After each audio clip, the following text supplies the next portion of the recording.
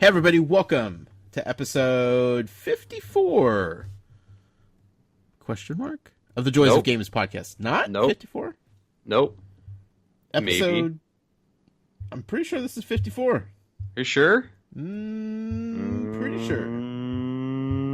Okay. Pretty sure this is episode 54 of the Joys of Games podcast. This is Thursday night, April 13th, 2017.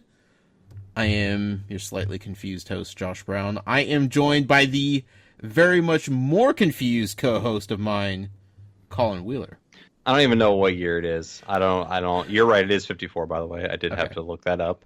The show notes says 51, so Right. that shows you how long ago it's been since we used the show notes. Well, you also vowed not to use the show notes tonight, so I definitely wasn't going off of that. Yeah, that's definitely my bad. I was suddenly concerned that I had mislabeled last week's episode as the wrong episode number, which would have thrown the entire thing off. Here we are, episode 54. Are you sure it's 54? No. As sure as I want to be, though. Okay. Yes. That's like a 98% with some room for error. Close enough, you know. I'm not going to say I'm perfect, but pretty much. You know, your glasses and beard combo, that's pretty perfect. So, Let's talk about that for a second. oh, please don't tell me it's gone. No, but there's a chance I could wake up at any given morning and it's out of here. No. Colin, I change facial hair on a whim. This is what I do. For you, you've been growing your beard for 16 years. Mm-hmm. Mm-hmm. And one of these days it's going to look full and worthy of beard status. Yeah, I'm hoping to grow it out long enough that I can shave it to be like a Fu Manchu. Yeah. It's gonna look really nice. Right. It's look really nice. I mean, you're getting close to 2 decades now. You're getting up there. yeah, my hobo beard's coming in. It's Yeah. all right. It's quite all right. patchy. Yeah, yeah. You know, but it's been a lot. It's been a long journey for you in that beard. Yeah, it has. I have a lot of stories, and I have a lot of food from those stories still in there somewhere. Yeah, there's a lot of things in there. My beard is about 2.5 weeks worth. Like this monstrosity just happens on my face. You know, like I don't have to try. I you know, doze off into a fever dream, and then next thing I know, I have a face full of facial hair that I'm constantly having to maintain, and it's a lot of work. People seem to like it, I guess. Yeah, I legit didn't think you could grow a beard because I have several friends who cannot grow a beard at all. Oh yeah, I have no problem. It's kind of embarrassing how quickly I could grow a beard. It gets out of control quickly, just completely unruly. But the thing is, like, because I think I'm able to do it without trying, I will just feel like cutting it all off on a whim and not like stress about it because like I could wait 2 more weeks if I really want it back.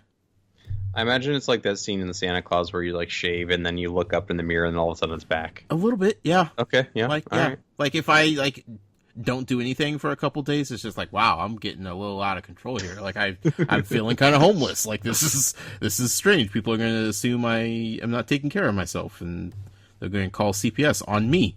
And that's why you get the glasses, because they know you're sophisticated, and they're like, hey, hold on a Exactly. second. This guy's scarf, he's not wearing scarves. He's not wearing Chucks. I am wearing scarves.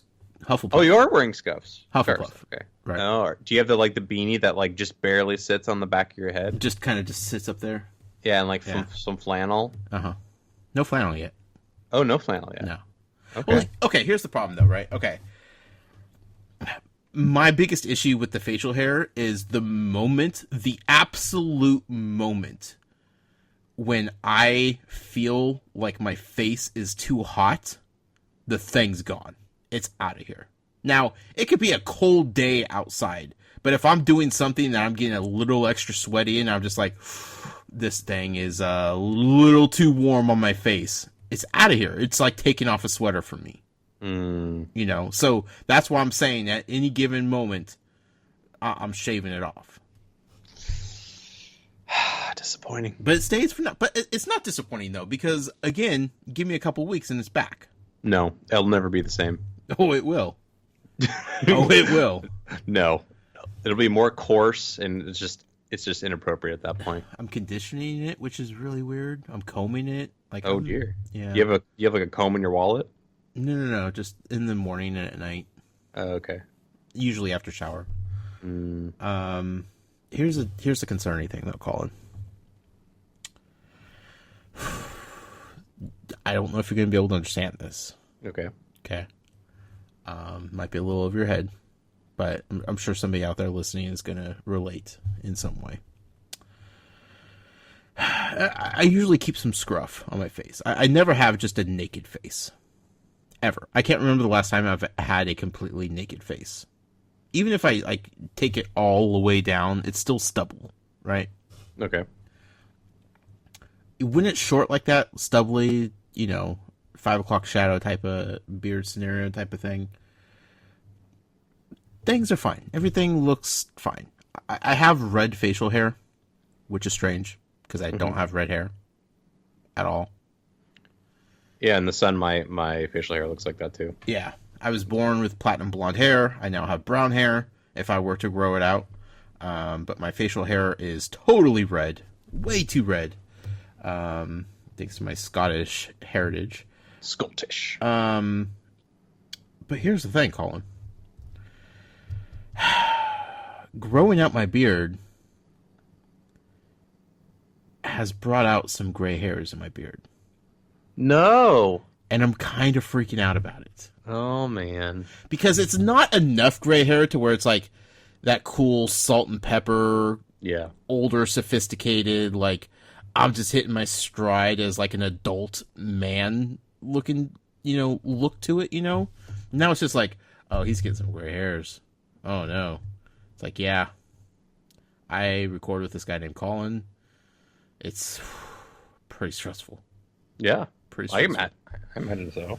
So I'm not dealing with the gray hairs very well. Mm. And the longer and more abundant my beard is becoming, the more I find myself noticing them. And it's kind of hurting my feelings a little bit.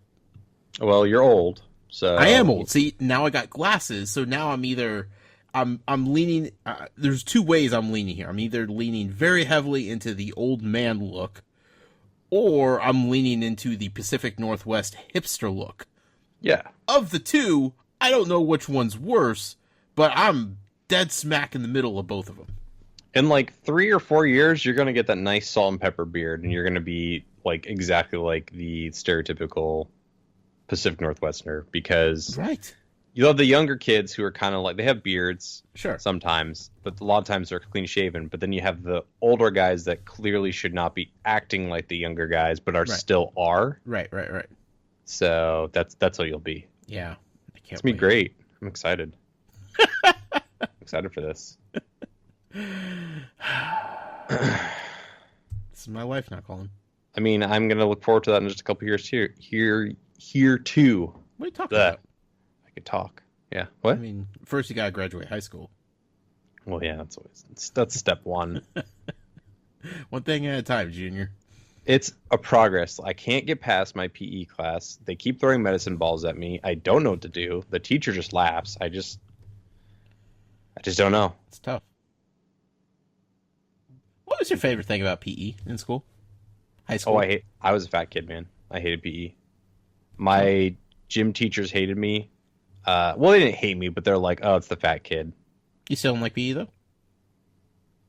Do I still not like PE? No, I mean, you still didn't, though? I mean, despite being the fat kid? No, I hate PE. Oh. Yep. I'm athletically challenged. I'm not good. I can do okay at volleying a ball in tennis like twice, and that's my athletic skill. Like that's its peak. Mm-hmm. Every so often I can get a strike at bowling, depending how drunk I am. I'm kind of like that episode of The Simpsons where he gets super drunk and he's good at bowling all of a sudden. Sure. Or I think I'm good at bowling and it just happens in my head. It's one of those things that I can't decipher between reality and my intoxication. Yeah. But yeah, no, I don't. I'm just not. This has never really been into sports. Sure. And even when I thinned out, like I still was never into sports. Like sure. Even though I could actually be a little more athletic. So, right. What about you? What was your favorite? Swimming. Oh, see, we didn't have swimming at all. Right. See, when I say that, people freak out. But coming from Southern California, we had pools at our high school. That makes sense, yeah. I mean, we had 2 pools at our high school. One for like the diving, and the other one and laps, and then the other one was for like the water polo pool.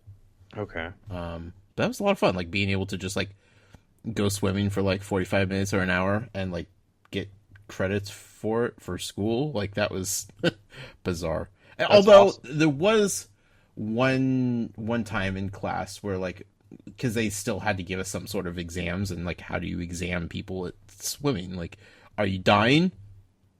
Nope. Okay, you passed. Yeah. We actually had to tread water for 30 minutes.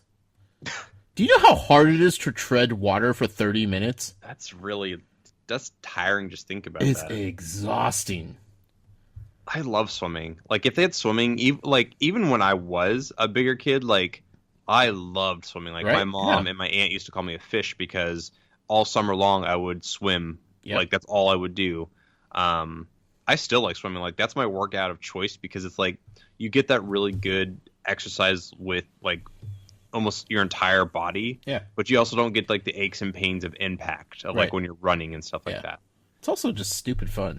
Yeah, it is. It's fun. Yeah. It really is. Oh, I forgot to say, PE, actually, I take it back. There is one thing I liked in PE, and this was in elementary school. Parachute day. Did you ever do that?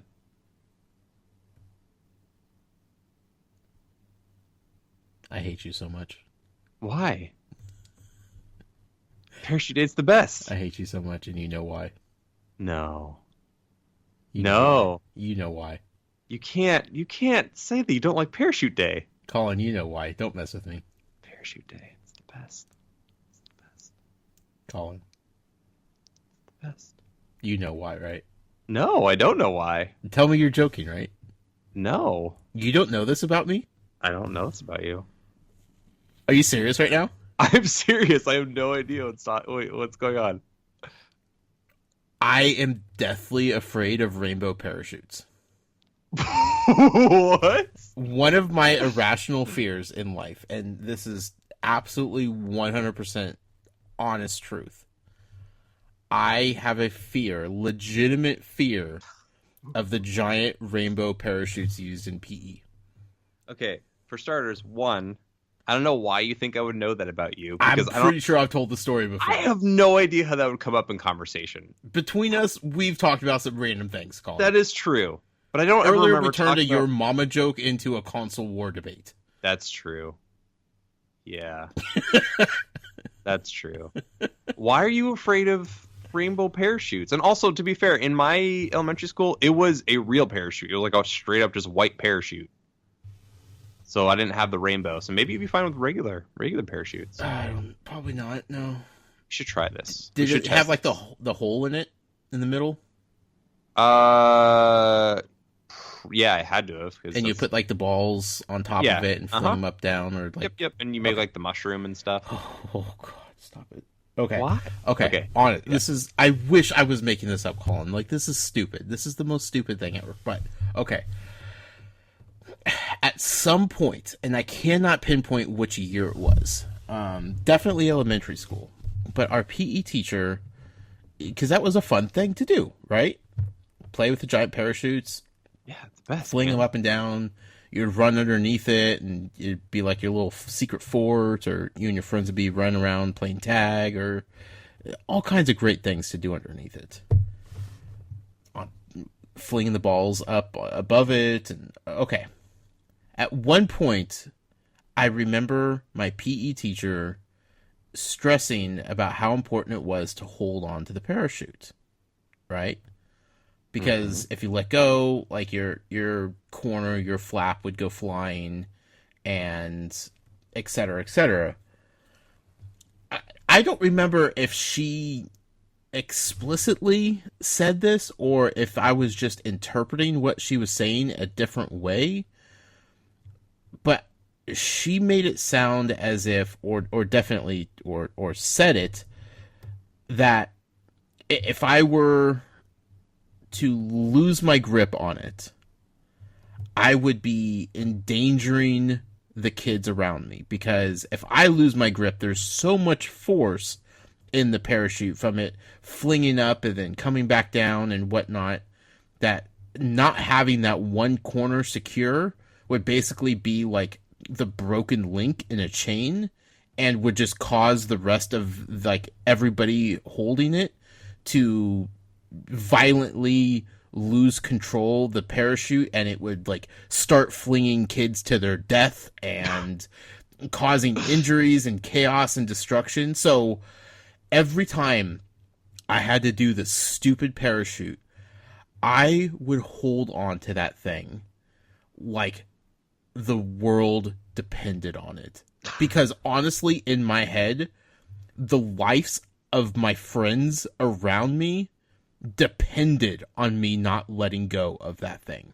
Like, my hands would hurt, physically hurt, from holding them so tightly because I did not want to let go of that parachute. And the thought of letting go and the thought of people hurting themselves paralyzed me. Absolutely paralyzed me. And to this day, the thought of giant rainbow parachutes being used in that capacity destroy me. Okay. How do you feel about giant parachute rainbow pants? Do they require being held on by many people? I mean, depends on the situation. How funky are the dance moves? They're pretty funky, like Lanky Kong funky. Not so afraid. No, okay. I'm good with those, yeah.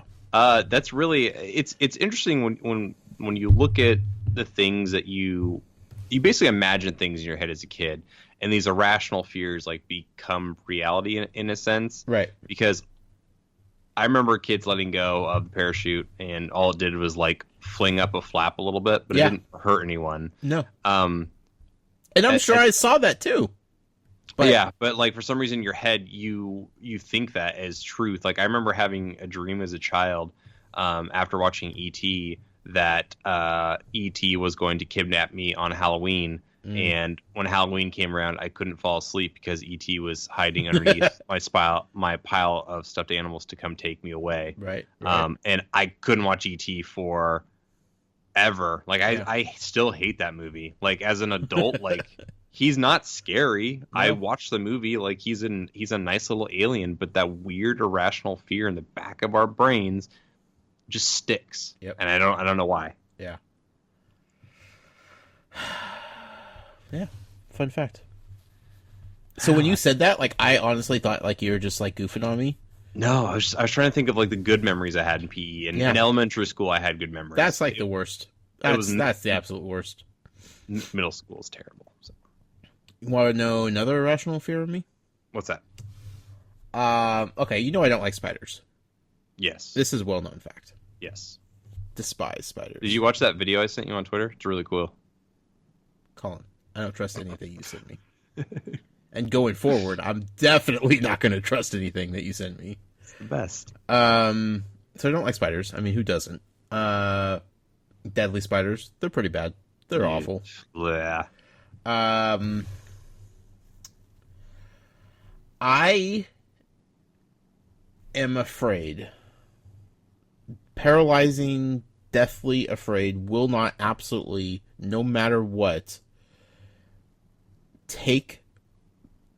if I'm at a store, take bananas out of the crates that they're shipped in.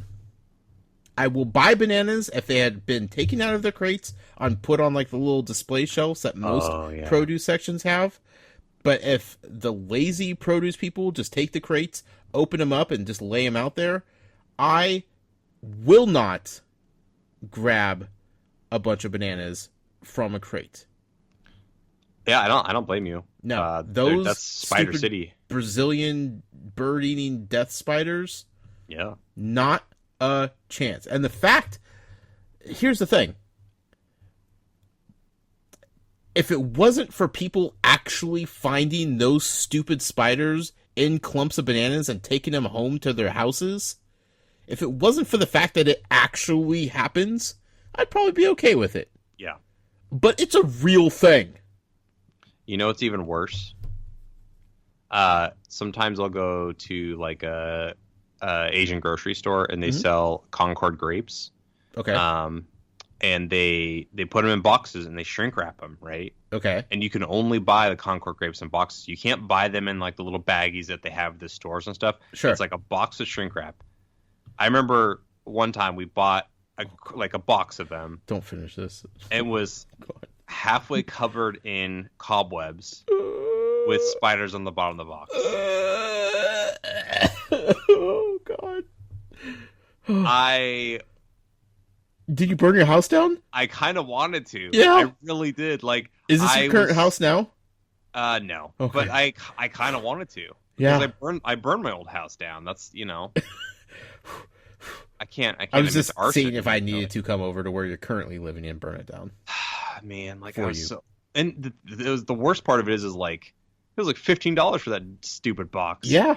Yeah. And I paid $15 to throw in the garbage and light it on fire and hit it with a hammer. Yeah. A whole bunch. You're buying pets. You weren't buying food. Don't even get started with people that have tarantulas as pets. Death. You know what Val told me the other day? What? She has an uncle who, when she was a kid, had a tarantula as a pet. Okay? Yeah. Which is pretty bad. Yes. This tarantula didn't have a cage. Ugh. He let the tarantula roam freely in his house. Stop it. His logic was the tarantula was eating all the other smaller spiders in the house. And all I'm thinking is, you have a tarantula walking around freely in your house and you can't account for it at any given time? Oh my God.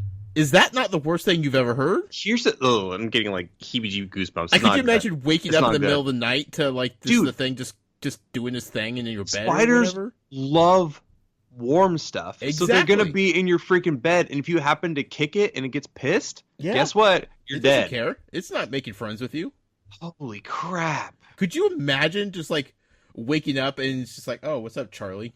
Dude, Arizona does crazy things to people. Like, I guess so, man. Melts their brain. I don't know. No offense to anyone in Arizona, but don't have a tarantula all willy-nilly. Ugh.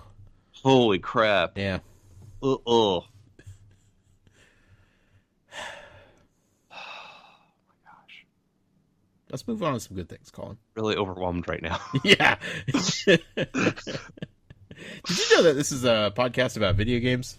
Yeah. This is Joys of Games. We talk about video games here. We talk about having fun playing video games. We do a weekly rotation of different companies and systems and whatnot. This week, it's our Xbox week. Yeah. So we're going to talk about Xbox, Colin. Yes, we are. Xbox has been in the news this week. Oh, yeah. There's that whole Scorpio. Speaking of deadly, disgusting creatures. Oh, yeah. Scorpio. Yeah, Digital Foundry released the specs for Scorpio, and it was weird because the day before the announcement, I read that, I think it was Aaron Greenberg, which is the marketing guy for Xbox, who was like, oh, Digital Foundry is going to finally announce it. And I was like super excited. Then I was like looking around at all the other news outlets and like nobody was reporting on this. I was like, okay, well maybe it's just because it's an exclusive Digital Foundry. But then once they actually released the information, I was like, that makes sense because it's just a bunch of tech stuff. Yeah. It's basically the guts of the console that typically what we'll get is when consoles are announced, we'll get like games, you know, when it's released, the price, all that stuff. And then down the road, you have people like Digital Foundry that will tell you what's inside the system. Kind of similar to when the Switch came out, or right before the Switch came out, we actually understood what was inside the system. But this time, Microsoft instead chose to release the specs first before announcing anything else about it, which is like a good and a bad. It's good because they're getting the boring information out of the way. In my opinion, boring. Some tech dorks are probably really into it. Not me. I just want to see games. But by getting that out of the way, it also shows that like what they were talking about last year at E3 is actually true. Like they are making a true 4K console that will run even better. Even if you do like 1080, it'll still run better on your system. And it's not like the PS4 Pro where they have to patch like these specific like boost modes in their games. They just natively upscale resolution or frame rate on all the games, and that's including Xbox 360 games too, which is kind of cool. And then obviously they'll be native like 4K games made for the Scorpio, which is cool. But the reason why no one is reporting on it, and it seems like there's no excitement, is because it's just that. It's just the specs. And like you can have the most underpowered console in the market, i.e. the Nintendo Switch, as long as you have amazing software to back it up, or even like talking about upcoming software, like people are going to buy your system. Yeah. And that is where it's like, yeah, this is cool, but I don't really care until I actually see what can I play on this thing, or what is this thing going to do to make the games that I plan on purchasing that much better. Right. And that's what E3 is for. So what did you think about the specs? I understand some of it because I built a PC, so I understand some of it, and it's exactly what they're saying. It's the most powerful console ever, but it's just like, and they're saying it's I say 4 times more powerful than the Xbox One, and I can't remember the exact amount, but it's more powerful than both the Pro and the Xbox One and the PS4, so that's great. But beyond that, like I don't really have anything to like add to that beyond just like, yeah, it's gonna be powerful, cool. Yeah. Well, it's hilarious. My Xbox just turned on after I said Xbox so many times. It's like, wait, what? What's going on? Somebody talking to me? Why are you working when I don't want you to work? The thing that creeps me out is that you still have your Kinect plugged in. Dude, I love my Kinect. Okay. I use it every day. Sure. I do have the little like cover thing on it though, because it was really annoying because I would walk in the room and it would like automatically sign into me, and it would Sharon would be playing a game and it would log her out and then go to my profile, and she would like miss progress and vice versa. So finally, I just put a cover in front of it, and I was like, screw this, like I don't want to deal with the login garbage. So can't you just disable that feature? No, I don't think so. You can disable the Kinect, but like no, like the auto log on by site. Maybe. I mean, probably. Logistically speaking, it's probably a thing, right? So I bought a Kinect mount, so it goes on the top of my television, and it just came with the cover. So it was like something I already had. I didn't actively go out to buy that, so I was like, oh yeah, I'll just put this on. Colin, that's just to keep Big Brother from watching. Plus, I don't want them hacking into me, man. Hacksaws. Sure. I don't want them to watch me play Dance Central. I know I'm a dance master. I don't need someone to tell me that. Well, it's constantly recording anyway, so I don't need anyone to tell me that. Okay, so the specs don't excite you. Nope. If you had a 4K TV, would you be more excited? That's a good question. Like, for me, like, I look at it and like, I don't, like, even if it is a little bit more powerful and whatnot, like, my TV is not going to showcase what the thing is actually trying to showcase. Yeah, I don't know if I would be more excited, just because I have an Xbox One S, and that does like 4K upscaling. Like, it's not native 4K, but it does upscaling, and it also has the 4K Blu-ray drive in it as well. So, and honestly, I've never played a native 4K game like at a convention or anything like that, so I don't really know. I don't know that experience, so I can't speak from that.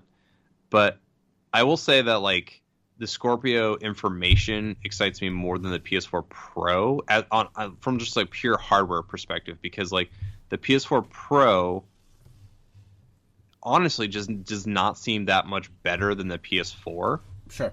And the wonkiness of the updates and the wonkiness of like how they rolled it out and the kind of weird messaging it just kind of makes me not want to pursue that console. And I feel like the Xbox Scorpio is a lot more. It seems like they're a lot more clear on what it's going to do, and it's actually significantly more powerful. So, like, I think I would definitely see a difference in performance on my 1080 or even obviously a 4K TV as well. Yeah. Versus the PS4 Pro, I don't think I would see a difference between my PS4 on a 1080 TV except for maybe load times. Right. Which I can handle waiting a few seconds over paying $400. Sure. So that's my perspective on that. Your hot take. I don't. Yeah. Go ahead. Sorry. So what does, in your opinion, what does Xbox, Microsoft need to do to generate the buzz and hype and excitement that they want for Scorpio, but don't seem to have at this point yet? So I think the problem is it's so hard to demo these 4K systems because even if we're watching streams at home, watching the E3 streams, we're not going to be able to see the fidelity difference. Right. So I'm not sure how what they can do because like the thing that I've been upset with Xbox this entire generation, and I was ranting to you about this earlier, is they need software. Like they need unique software that people actually want to buy. And I was harping on Sony on this about 2 years ago, 2015. I was like, there's nothing on the PlayStation except for Infamous Second Son and a remaster of The Last of Us. Like that's all that system really had. Right. And then all these crazy games came out. You had Bloodborne, you had Uncharted 4, you have this just beginning of this year, you had Uncharted, you had Nier, et cetera, et cetera. Microsoft, Neo. Microsoft has just been, and Patrick Klepek said this in one of the articles they wrote, that they've just been playing it safe. Yeah. Gears 4, Halo 5, Halo Wars 2, Forza 12. Like, they're besides Sunset Overdrive, which didn't sell, which is still, like, upsets me so much, they don't really have anything super unique, or, to me, they don't have anything that speaks to me as a gamer versus last generation on the Xbox 360, or even the original Xbox, for that matter. There was software constantly coming out that spoke to me. Yeah. You know what the crazy thing about Sunset Overdrive is? What's that?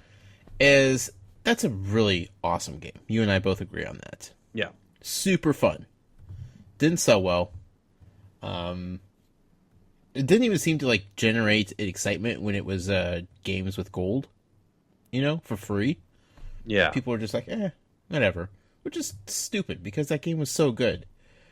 But then that team made that game and then wrapped that up and then turned around and are now making the Spider-Man game for PlayStation. Right. And it's like, those fun game mechanics and like gameplay like controls that were in Sunset Overdrive are going to be in Spider-Man, which are going to make Spider-Man so fun to play. I know, it's going to be so good. And because it's Spider-Man, and people are going to be excited about the character, about like the whole Marvel universe, like it can't go wrong on any front at this point, with the exception of Iron Fist. It's going to get so much more attention and love and respect because it's attached to Spider-Man, and Sony is just going to just reap all of those benefits from it. Like, it's the smartest thing that they have done in so long, and it's a shame because you're going to be playing Spider-Man and you're just going to instantly feel like, yeah, this was Sunset Overdrive. Like, this is where we started, What's the I but, think and that kind of goes to show like how this whole Microsoft versus Sony is like shaping up. Like year after year, it's like Xbox tries to do something and then Sony comes in and just takes their lunch money. I honestly feel like oftentimes they are just not giving the developers the appropriate amount of time they need. Like with Sony, I feel like Sony is super patient with their developers. With the exception of Cuphead. Yeah. They've given them a decade to make this game. Yeah, and below. But those are also those are independent games. They Jokes, Colin. It's not funny, okay? Hey, we'll get a new Cuphead trailer at E3 this year. Don't worry. Yeah. But like, I look at a game like a Recore that has a really unique like hook to it. Yeah. Made by a Mega Man guy. Yep. But clearly, it was rushed when it came out. Like it needed a little bit more time, like maybe a year, to like really polish. And if they had given that extra year, it probably would have been 8, 9 out of 10s, and it probably would have sold well, and the conversation would have been completely different. But I don't feel like not even polished. They left out one robot completely. Yeah, which is just insane. And I'm actually quite interested because there's a leaked version of the Recore Definitive Edition, like Game of the Year edition. Well, yeah, but like I'm interested if they actually put work into 100% to fixing it. Yeah. And if that's the case, that's kind of cool because I'll probably play that game at that point. If they fix it and like it's feels a fun game, feature complete, like I'm on board. But that's like that, and I think that's like that was the only exclusive last year that was kind of like more unique, I think, and it fell flat. Mm-hmm. It's kind of similar to the Gravity Rush 2 on the PS4. Like I don't feel like there was much fanfare for that one either. Right. And they kind of just crapped out that game too. Sure. Like, but they also weren't banking on that in any way, shape, or form. No, they weren't. But at the same time, like there's titles, especially when you have a limited amount of exclusives that are unique, you just kind of have to like back it a little bit. Like, I thought it was really odd that I saw more marketing for Halo Wars 2, which Halo Wars 1 sold 1 million copies, which is fine. Like, that's a good amount, but not for a Halo game, and not for, like, a AAA RTS that wasn't that great. Right. But they put so much money into the marketing of that game, and nobody bought it, versus, like, a game like Recore. Like, I feel like they could have put a little bit more marketing and made that possibly increase the sales. Well, I mean, they started off with knocking it down to $40. Yeah, that's also the thing too. Is like, I think that was a smart move, but I just feel like they just crapped out that game, and they're like, okay, yeah, don't look at this, move along. Whereas Sony turned around and they put out Ratchet and Clank for $40, and it's quietly one of the best games on the system. Yeah, it's just it bums me out because like I really like what Xbox has been doing for this generation in the sense of like they're being so pro-consumer. Yeah, they're doing the Xbox Play Anywhere where you can cross-play between PC and Xbox. Right. They just recently introduced a return policy for digital games. Mm-hmm. So if you buy a digital game, and you can return it within 14 days as long as you've not exceeded more than 2 hours of play. Right. So if you download a game and you hate it, or it's a game that's completely broken, you can return that, which is amazing. Like Steam was the first one to introduce something like that, and now Microsoft's doing that, which is crazy to see on the console space. Right. And they're also doing things that fans have been asking for. Backwards compatibility is a huge thing. Like, and they're listening constantly to feedback of like the titles that people want. People want a Black Ops 2. I don't know why, but people want a Black Ops 2. And not only did they release Black Ops 2 backwards compatible, but they also put it like super cheap to buy the day it came out, which is like so smart. The same thing with Red Dead Redemption that came out. I bought it digitally. Have I played it yet? Nope. But it was $5, and I was like, heck yeah. I can play Red Dead whenever I want now. But I think what we both agree on is that, like you said, they're just playing it safe. They're not trying to do anything new and cool and innovative. They're just doing with what they know because they think that's what everybody wants. Yeah. And it's fine, but it's not... That's not exciting. That's not getting people talking about things. That's not creating any sort of buzz. And that eventually, even if it's not negative things that people are saying about your brand, right? Even if it's not like, oh, Xbox sucks, it's just like, oh, Xbox is Xbox. Like that, being anything other than excited keeps people from buying new hardware. And that's what I'm worried about the Scorpio, is that the marketing, and if they don't do something really cool with software at E3, it's just going to be like, okay, well, the new Halo's going to be there, and there'll be a new Gears and new Forza, and cool. It's still cool Xbox games, but that complicity isn't going to sell the Scorpio. It needs to be, No. You need the Scorpio to play this new thing that you could only play on this, and blah, like, give us a reason to be excited, and we will shower you with money for your new hardware. They're in such a tough spot, man.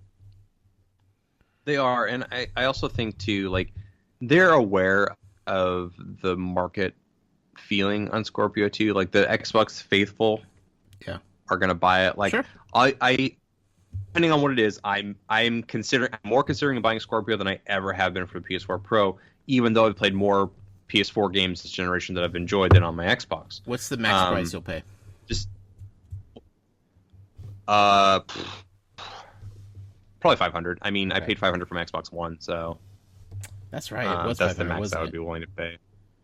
Yeah. Man, I keep thinking it was cheaper. So that seems more than fair to me. But yeah, I think what it's going to be is how I think it's going to go down. Okay, prediction time, right? Okay. So the Xbox fans buy it. I think I think the announcement's going to go well. I think they're going to sell out really quickly their initial shipments because they're not going to produce they're not going to produce that many at first. They're going to be kind of play it safe like the Xbox One Elite controller because they didn't think that was going to sell, and that thing sold like gangbusters, and it still is. Well, I think they only made 20, so. Well, there's 22 actually, so I'm just correcting you there. Check your sources. So, but I think they're gonna have a solid like first run, and it's gonna sell really well. And I think word of mouth is gonna get around. And plus, the price of 4K TVs are going down and down every year. Like, you can get a 4K TV for under $1,000 now, which is kind of crazy to me. Yeah. And as more people are wanting to like get a Blu-ray player, or they want to have 4K console experience, like, that's where their marketing is going to come in. They're going to need to pay for spaces at Best Buy that has 4K TVs showing commercials of their gameplay, being like, only on Xbox can you have this kind of experience or whatever, something along those lines. And I think that's successful, but I think even at that point, it'll still be like a third, maybe a fourth of how many Xbox One S's are sold, just because the price point is going to be too high. Sure. So I think it'll be successful. I just don't think it's going to be like this gangbusters. I don't think it's going to be like the Nintendo Switch or something like that, where it's like everybody wants this thing. It's just going to be a very particular audience that wants this, and is going to really enjoy it. I hope so. Yeah, me too. They deserve a win, in my opinion, considering all the goodwill they've been doing to their fans. I don't even know if it's a win, to be honest.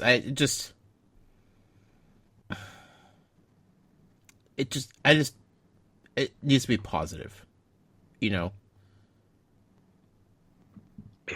Like, I just hate, like, comparing and doing, like, did Xbox win this generation, or did PlayStation win this generation, or... Oh, I didn't mean it like that. I know. I know. People interpret it that way, though. Like, and, like, even on podcasts that claim, like, no affiliation to one or the other, like, the console war thing just gets very hard to listen to sometimes. So I still don't understand it. Yeah, let people enjoy what they enjoy. That's the thing too, is like, I remember people arguing about Sega and Nintendo on the playground, but yeah, I never thought I was better for having Nintendo versus a Sega. Like, in fact, I wanted to talk to the people at the Sega more than Nintendo, because like they had a different experience than I did. Right. So like that console war, and that just might be because I'm privileged and I have all the consoles. But like, even if I didn't, and I didn't have a PS4 until about a year after it came out. Right. Like, I wasn't like, oh, my Xbox is so much better than your PS4. Yeah. I've just never thought that way. I don't know. I just don't understand why people get so caught up in like, my brand is better than your brand, but I don't actually own the brand, but it's still better than your brand that you don't own either. And it's like their purchases to be justified.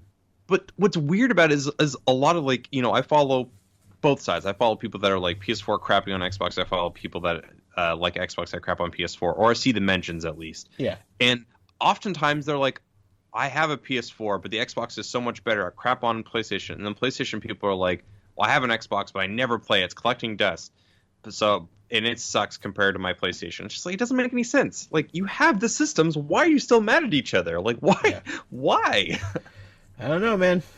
It's, I don't understand. It's a fun thing. I mean, you have every right to complain about something, but I don't understand why you need to make other people feel bad for what they enjoy. That's where I draw the line. So, so weird. So when you say Microsoft deserves a win, they deserve to have a positive experience for their fans' sake. When here's a fun fact: PlayStation 4 being so good right out the gate made the Xbox One a better console in the long run. It forced Microsoft to do different things with that console and made it a better gaming experience for everybody involved, and everybody was happy. Guess what? Microsoft putting out a new console that is good will only end up making Sony and what they do better in the long run. Mm-hmm. When one side gives up, the other side gets lazy, and we all suffer as gamers. And then you throw in a completely third horse in the race, different third horse in the race, like Nintendo. Super weird third horse in the race. They're completely, they run on the opposite side of the track. They're not even running the same race. I love how they just turn a blind eye on anything that they're doing. They don't care. They don't need to. No. But you know what? So weird. Both Microsoft and Sony watch everything Nintendo does, and they're like, oh yeah, okay, all right, taking notes. And Nintendo just looks at them and like, what are you guys doing over there, weirdos? They're like, what is this online thing? I don't know what that is. Stop looking over my shoulder. Like, they just Nintendo hasn't figured out online play yet. Nope. 2 generations. 2017. It's been 10 years since they've had any kind of online service. Is it affecting them? They're the hottest brand in gaming right now. Yeah, they are right now. They can't be touched. Nope. Not right now. And for what? Zelda? Let's talk about Zelda. Oh, wait. No, that's not an Xbox game. Yeah, competition's important, man. Like that's what's great about it is, you know, like you said, with the PlayStation being so good, the Xbox is only improved because of that. And if history repeats itself, is like you look at last gen, like Sony was on top, or 2 gens ago, Sony was on top of the PlayStation 2, and the Xbox was squandering. And the Xbox 360 came out, and they were on top. And the PS3 came out, and they're like, oh, everybody loved our PS2, so we don't really have to do anything except for make it better, make better graphics. And charge more. And it just shot him in the foot. Yeah. So, here's the thing. Competition's great. Xbox getting all of this stuff about Scorpio, all this boring, ridiculous stuff that nobody cares about, or at least like nobody really understands. Get that all out of the way now. Mm-hmm. That frees up E3 for games, experiences, games, big announcement. Oculus, boom, out the door. Right? Yep. That way you're not spending 30 minutes breaking down how many flops are where and who put the, you know, this amount of RAM in this other drive, and it's right. And who let the dogs out as well? Right. Yeah, that's an important question to ask. Who? So none of that needs to be discussed, either by video package or by on-stage presenter. None of those words. Flops should be banned. Like, whoever is writing the E3 press conference should have a strict ban on teraflops being mentioned at all during that conference. They're gonna say it, buddy. I know, but if they were smart, they pull a Sony from last year, and they're just like, here's an explosion of games for your eyeballs. Drop the mic. We're out. Don't spend. I think they'll do something to that. Sony didn't have one person from the company on stage. Yeah, they did. For the, of course, right? For the Skylander thing, too. And the Crash Bandicoot thing. Okay, he came out. Whatever. But they didn't have any of their other execs at all. Yeah. talking, standing It up was there, weird. It was such a explaining. weird. And you know what? It was exciting. Like, those were games we're not going to be No, it playing was for exciting. 4 years. Yeah, I'm not disparaging it. Yeah. It was just weird. And that's what I'm so saying. Different. Microsoft needs to just do that. I don't want to hear one thing about a spec. Put that out in a press release afterwards. Put up a whole website. Let me read about it at my own leisure. Excite me with games and experiences. Let me pose you the question. Yeah. So let's say the Oculus deal is real, because I'm actually considering getting an Oculus now that Palmer Luckey is no longer with the company. Sure. If the Scorpio has Oculus Rift maybe not day one, but like Oculus Rift within like the launch window. Yeah. Will you consider getting a Scorpio? So I don't need a second VR set. Okay, so even the PC experiences you're not interested in. Yeah. The only PC VR experience that I've kind of wished I would have some ability to experience has been Super Hot. That sounds like the one thing that's just like, that'd be really cool because people love that thing. But everything else, whatever I'm missing, like, I feel like there's some sort of replacement or other version on the PSVR that will be fine. Like, I don't need a second headset. I just don't. Okay. And, like, I don't know. It seems like the VR hype train is kind of slowed down at the moment. Yeah, I think we're gonna see that like ramp back up next year when they come out with like wireless headsets, because they're already starting to develop those. Yeah, that was my big gripe with PSVR. Like, it was a great experience, but man, having like an octopus on your head is really weird. You get used to it. I imagine. Spend 8 to 10 hours in VR playing Resident Evil, and we'll tell you all about it. I bet. Boy, that was nerve-wracking. Colin, let's talk about a game. Okay. Let's talk about a game that I'm enjoying. I have unfortunately not been able to put as much time as I wanted into it yet. However, what I have played, the bones of the game, are quite nice. And sure, really? It's going to have its flaws. It's not going to be the perfect game. It's not the game I want, but it might be the game I need. It's a decent palate cleanser, if that makes sense. Let's talk about Yooka-Laylee. Oh, yeah. That came out. Yeah. First of all, that's a Kickstarter game. It's super weird. I'm so happy it came out. Thank you guys for delivering your promises to those people that backed you on Kickstarter. Yep. I personally didn't, because once something is funded on Kickstarter, I find it weird to continue to give people money when I could just buy whatever that thing is when it comes out. Yep. If it was somebody I knew personally, sure. I'll kick you a few bucks. Right. But I don't need to pre-order a game 3 years in advance. No. That's not necessary. So I'm not a backer of Yooka-Laylee on Kickstarter. However, I monitored it, I watched it, and it's nice to see a success story, especially with what happened with Mighty Number 9. Kind of leaving a foul taste in people's mouth of backing games on Kickstarter. This kind of wipes that clean and makes people feel a little bit better about doing that in the future, I hope. If you liked Banjo-Kazooie, you're probably going to like Yooka-Laylee. I could say that with confidence. Well, that's good, because I love Banjo-Kazooie. I know you do, Colin. I wasn't the biggest fan of it, but I didn't have anything against it.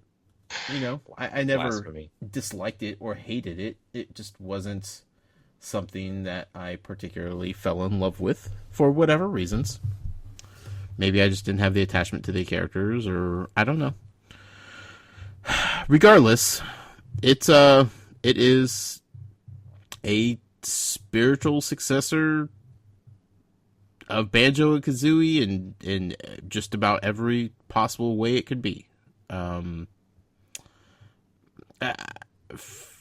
major criticism I think people have with it is it doesn't feel like a 2017 game. It feels like a Nintendo 64 game, just prettier. And yes, I get that feeling, but that's not a bad thing to me. Like, to me, I think that they should almost be applauded for making a game feel like it came from the 64 era and still look good. Like, what boggles me is, like, Shovel Knight, right? Mm-hmm. Shovel Knight looks like a Super Nintendo game, and it plays like a Super Nintendo game, but it's still pretty and polished and everything like that. And it gets applause around the board for paying homage to the era that it was inspired by. I would say it's a little bit more in depth than just standard SNES game. Like, it feels a lot smoother. Like maybe so. Frame rate wise, and just like how the Shovel Knight actually controls. Like, I feel, and the mechanics in it too are very modern.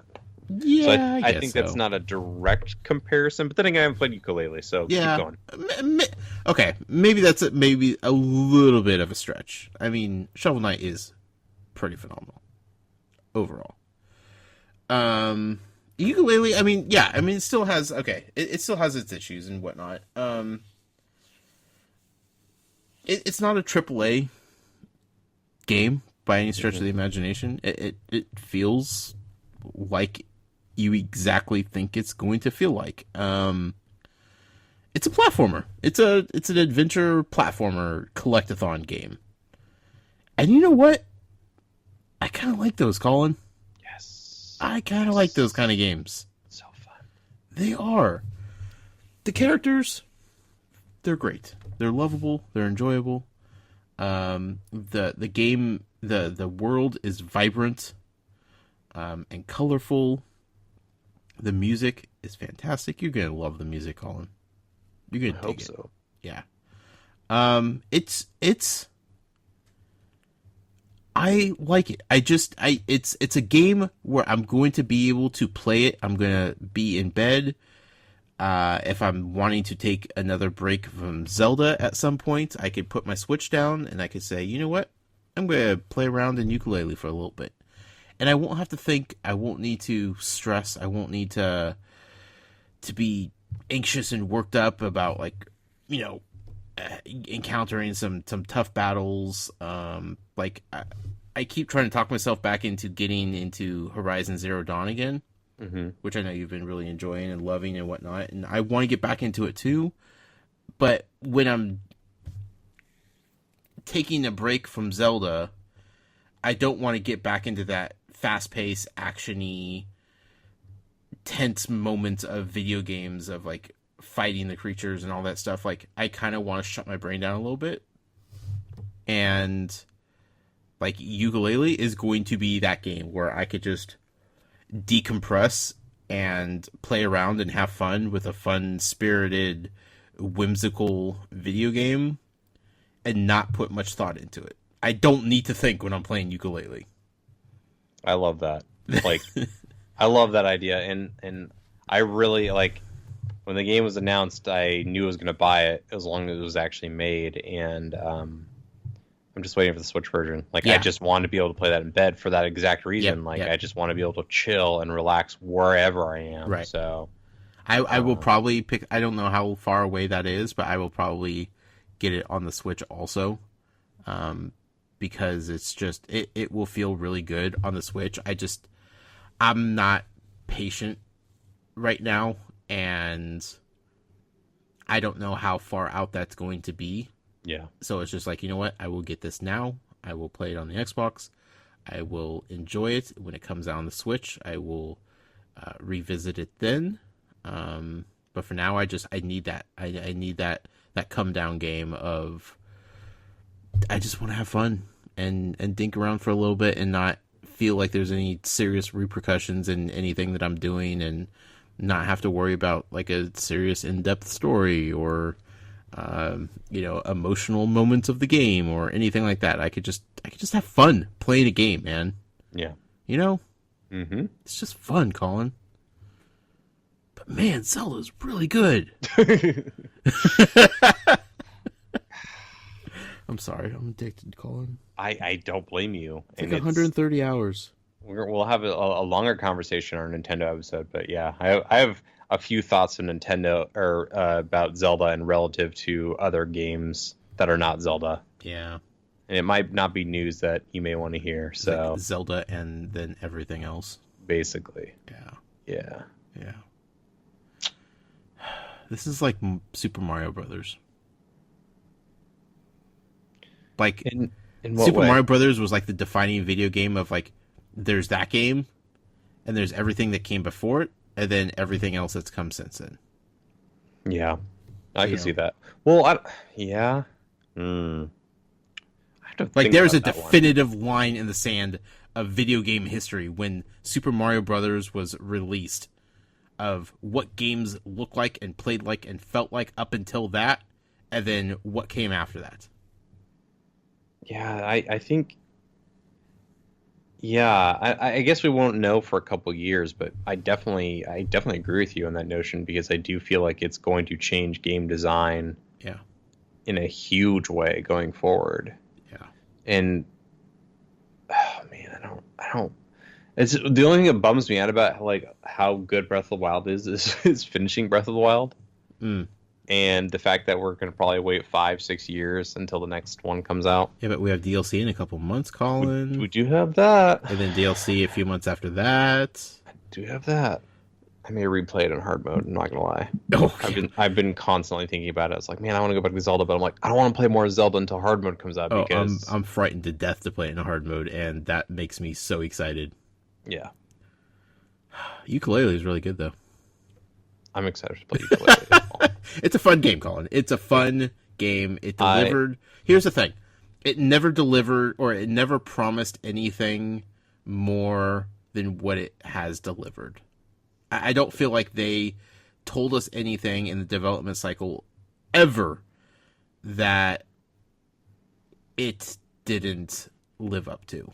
That's good. You know?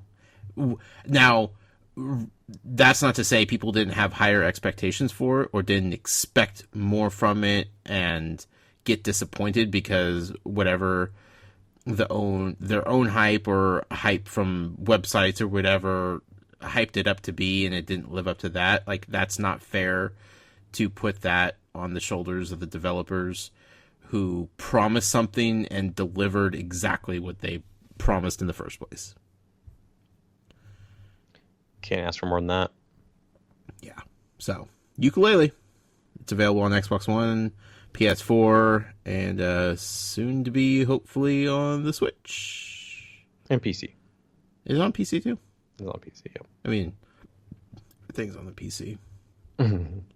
Except great PlayStation and Nintendo games, but I digress. Anything else you want to talk about with Xbox, Colin? Let's talk about Zelda. No. So let's talk about Zelda. Actually, there's one thing I want to talk about Zelda real quick. Actually. There's this one side quest that's just driving me crazy. And I can't figure out how to complete it. And I've read multiple guides. All the guides say pretty much the same thing. And it's impossible. I have to find the royal white horse. Did you get that side quest? I don't think so. Who did you get it from? It's some person at a stable. Okay. It's basically Zelda's white horse that you see in the memories. Oh, yeah. That white horse apparently is roaming this hillside. Oh. And you have to be very sneaky because it's very spooked. So you have to sneak up on it extra stealthy and then try to tame it. And it takes forever to tame it because it's so wild and impossible to calm down. Okay. I've roamed this hillside. I've probably spent in-game hours, at least 2 hours. I can't find the horse anywhere. I've come day, I've come night, I've made campfires so I could like fast forward and go to different parts of the day, and I can't find it. It doesn't show up anywhere in my game. Anywhere. I don't know what I'm doing wrong. I can't make that sucker spawn at any point. One of the shrines that I did involved making the blood moon appear. Yeah. And I got lucky with that one. Yeah, good for you, buddy, because I probably did about 70 campfires back and forth. And then I read online, they're like, oh, you got to kill bad guys for the blood moon to appear faster. I'm like, okay. Oh, really? So I wouldn't have even guessed the more people you kill, the faster your blood moon will come. So I go in and kill like tons until like carnage, like the opening area. I killed literally everything in that area. And I go back to that shrine and I just wait and fire for just for freaking ever. Probably 3 hours total just waiting for a blood moon to appear. And I finally just like turned off the game, saved it, turned it off, exit out, powered down the system, came back the next day, powered on, blood moon, just like that. Yeah. So it might be a weird, like, the game isn't changing, like when you do the day and night cycles, like it's not changing except for maybe weather. So maybe try exiting out completely, like out of the game, out of the software, power down the system, power back on, and see what happens. Maybe. I don't know. Calling this a show. If we just stick around, we're just going to keep talking Zelda. That's true, yeah. Yeah, we don't need to do that. Where can people find you at? They can find me on the Twitter, at pdx_geek. And you can find me personally on Twitter, at The Noise with a Y. Be sure to follow the show on Twitter, at Joys of Games. And next week we're doing Sony, PlayStation. We have a few choices to pick from here. I'm very curious what we're going to land on. It'll be a good show, regardless. Thank you all for listening. Hope you enjoyed our little bit of Xbox talk mixed in with a whole bunch of nonsense. It's been fun. Remember, go play some video games. Enjoy them. Good night. Night.